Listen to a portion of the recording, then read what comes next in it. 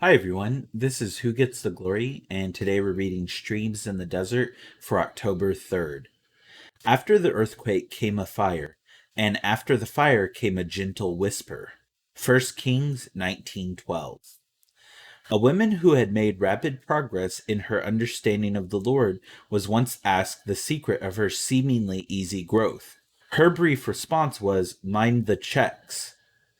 The reason many of us do not know and understand God better is that we do not heed his gentle checks, his delicate restraints and constraints.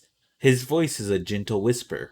A whisper can hardly be heard, so it must be felt as a faint and steady pressure upon the heart and mind, like the touch of a morning breeze calmly moving across the soul. And when it is heeded, it quietly grows clearer in the inner ear of the heart. God's voice is directed to the ear of love, and true love is intent upon hearing even the faintest whisper.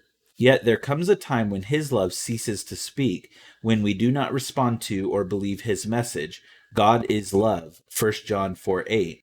And if you want to know him and his voice, you must continually listen to his gentle touches. So when you are about to say something in a conversation with others, and you sense a gentle restraint from his quiet whisper, heed the restraint and refrain from speaking. And when you are about to pursue some course of action that seems perfectly clear and right, yet you sense in your spirit another path being suggested with the force of a quiet conviction, heed that conviction.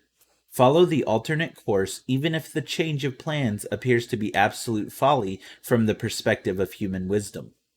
Also, learn to wait on God until he unfolds his will before you. Allow him to develop all the plans of your heart and mind, and then let him accomplish them. Do not possess any wisdom of your own, for often his performance will appear to contradict the plan he gave you. God will seem to work against himself, so simply listen, obey, and trust him, even when it appears to be the greatest absurdity to do so. Ultimately, we know that in all things God works for the good of those who love him. Romans 8:28. But many times, in the initial stages of the performance of his plans, in his own world, he is content to play a losing game.